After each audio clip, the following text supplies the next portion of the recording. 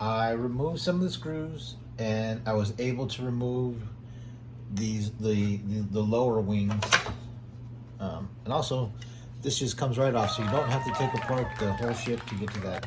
Thank God. So you can see there's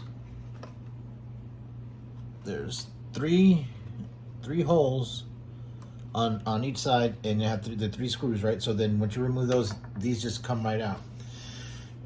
And then the canopy just pops right out. Real simple.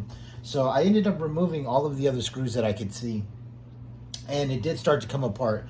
The front of the nose of it started coming apart, and you could see the insert that is in here for the front landing gear. But then as you got to here, to this back part, they glued the seam where the upper and lower body meet. So as I was trying to open it, and you might be able to see there's a little bit of damage there, because that super glue on that seam line right there, that super glue is pretty strong. So it was the plastic was kind of tearing itself right there at those spots. So I stopped. I didn't take it apart any further, because basically what would happen is all that's going to be in there is this the internal mechanism that does this pop out feature. These look like they're another insert, and these two these air ducts as well. And it seems like this seat is all molded into that one same piece that goes inside of her, so it's like it's kind of sandwiched in. So I don't need to take it apart any further for what I want to do. I'm glad that just these came apart. That's going to make it a whole lot easier. Like if you want to start like detailing this stuff, where you can kind of see some like coolant lines or something like that in there. And like I said, I'm keeping these in there, and I attached this because it didn't matter anymore. You know what I mean? I wanted to leave it out to have access to that screw that's in there, but now it didn't matter, so I went ahead and just put it in. So the other thing that I really noticed on this was it was extremely oily. So when these get popped out of the mold, there's a mold release agent that's in there, and there was a lot of it on this one, and it was real oily. It was real greasy. So I had to take it to the kitchen, and I had to scrub it with scrub brush and Dawn. Because if you don't, what's going to happen is the paint's never going to properly stick. So the primer isn't going to properly adhere to the plastic, because it's going to have that agent between it. So then if the primer doesn't stick right, the base coat's not going to stick right, and then the fucking color's not going to stick right. So don't be lazy. Go ahead and clean it off. You know what I mean? Like, wash it off. So we'll be painting that, of course. And then here on my little paint stands, I have these ready to go. So I am going to go ahead and I'm going to make it a Cobra Stiletto, and I am going to turn this guy into the Star Viper, which just by sheer luck, he happens to be pretty much all black too. He's got some gold accents on the chest, and he's got a red visor. So I'm going to switch out his feet, the bottom of the boot here, because he's got those camel toes, and so I'm going to find something a little bit more appropriate.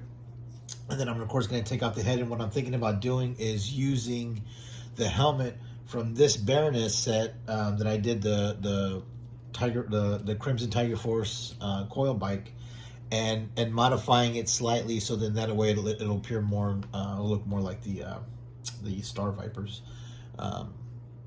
helmet, and then adding whatever paint and detail I need on here. So like I said, by coincidence they both happen to be pretty much all black, so that's going to kind of help us not waste a lot of time in getting this done, because I mean honestly we could get this done tonight. It's a single color, it's red, it's got some black accents, it's got some gray accents, and I have just by luck, I have some Cobra decals that I got from eBay. When we get there, I'll pull out the guy's card and show it to him to give the guy credit. I think it might be like Mother something Customs I don't know, Motherfucker Customs or something like that. And so, and they look like the ones that happen to be on there, where it's the red cobra inside of a black circle. So we just kind of lucked out with that too. So, like I said, these are going to be painted separately, and then this, and then also a lot of people have asked about how I do my canopies, how I'm able to tint the canopy and kind of keep it transparent. And the answer is you got to use the correct paint. You always have to have the correct tool for the job. So what I use for those is here. And I'll just grab this one. I use this. It's Tamiya clear acrylic, and it's extremely thin. It's almost kind of syrupy, if you want to know the truth. So you have to thin it down a little bit. So I'll pick whatever color I have. I think red, blue, green, and I think like a gray, like a smoke color. And so then that's what I'll do. And so between those colors, I can kind of make tint it, close to whatever I want.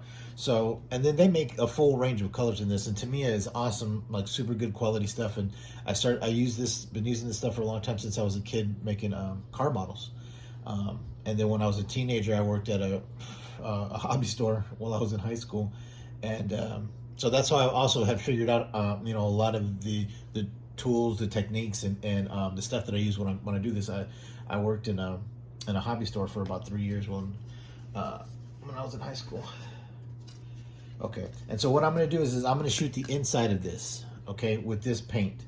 And then we'll have to shoot several coats so we can build it up. But the cool thing is that it's going to have this clear on here, so you're not going to scratch that paint because it's going to be on the inside. But what we are going to do is this here, the framework of what would be the canopy. We're going to paint that on the outside, and we're going to paint it using probably either flat black or like a flat like uniform gray to match the colors on the old toy, or to get close. I'm sure I'm gonna fuck around with it just a little bit, but like I said, I mean, with these Army Painter air color paints, they go on clean, they dry fast, you know what I mean, the ones with the gold cap. So we should be able to get this pretty much done tonight, because like I said, it's not a very complex paint job, so we should be able to get this done tonight, and might even be able to get him done tonight if it's just a little bit of part swapping and just a small amount of modifying to that helmet. We might be able to get this whole set done tonight. So then literally you could go to a store, you go to Walmart, because it's Walmart exclusive, pay $32 for this, pay, I think they're like $7 or $8 now at Walmart, these guys, $7 or $8 with this, and then with just with paint and parts box fodder, you could actually have a Cobra Stiletto with a Star Viper for basically $40 and about 2 or 3 hours worth of work, all combined. So that's not bad, you know what I mean? It's not a bad, not a bad day's work. So we're gonna get started. I am going to, I'm gonna start by priming the body parts, and then we'll figure out, because if I'm not mistaken, and I'm looking under here at my book, like I said, reference is key. So right here, always have this book, must have, right here. Shout out to Mark Bellamo, you're the man. But so there you go. So there you have it. So right here, it almost has like a really faint purplish tint based off this picture. So I do have red and I do have blue transparent, so I could maybe do kind of a light violet color like that. And then everything else is pretty much just this bright red and this kind of charcoal gray. And then as you can see, the Cobra logos are red inside of that black circle, and I have some of those.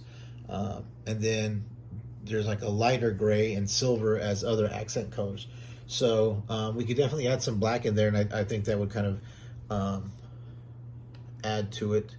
And then for him, look, you can see Star Viper, all black.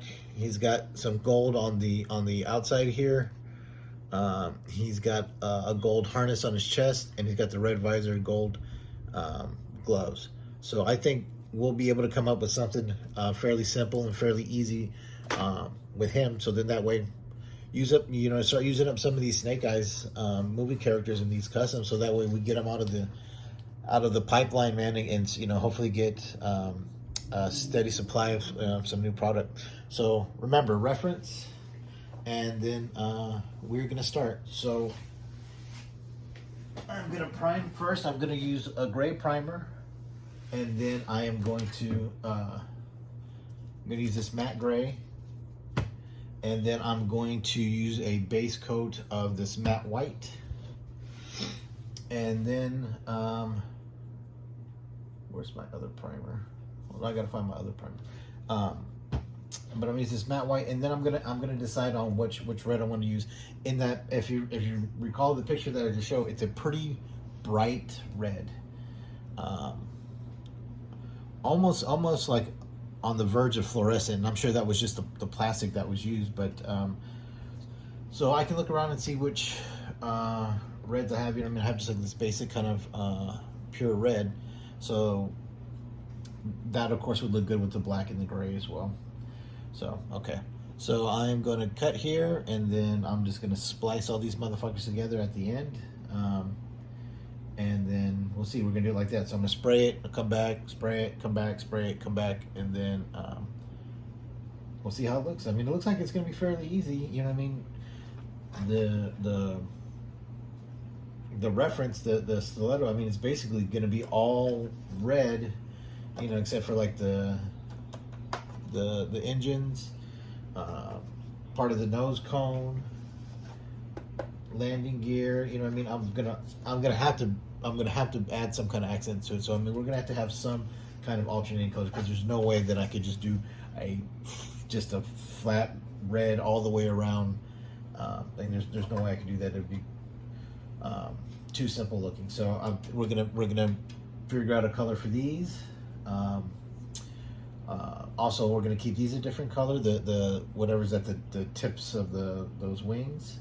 The nose is going to be a different color. The interior is going to be red, and then we're going to dry. I mean, not red. Jesus Christ. It's going to be black, and then I'll dry brush it with some. I usually use like a mithril silver, or like some kind of metallic silver or something like that, to kind of give it that metal instrument look.